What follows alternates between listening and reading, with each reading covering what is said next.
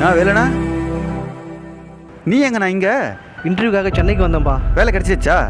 கிடைக்கலப்பா, அதான் ஊருக்கு கிளம்பிட்டேன். நீங்கள் ஒன்று பண்ணுங்கள், இப்போ என் கடைக்கு ஆள் தேவைப்படுது. இதான் என் கார்டு, நாளைக்கு கடைக்கு வாங்க. கண்டிப்பாப்பா.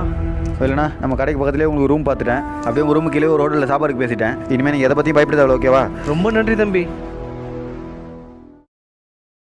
ஏங்க என்னங்க பண்ணி வச்சுருக்கீங்க நீங்கள்? கோடை பக்கத்தில் சேர சொன்ன உங்கள் பக்கத்தில் இருக்க வச்சுருக்கீங்க. இப்போ இதுக்கு ட்ரான்ஸ்ஃபர் செலவெல்லாம் யார் பார்க்குறது? உங்களுக்கு பாவப்பட்டு ரூம் சாப்பாடுலாம் தங்க வச்சோம் பார்த்தீங்களா? என்ன சொல்லணும். Thank you sir.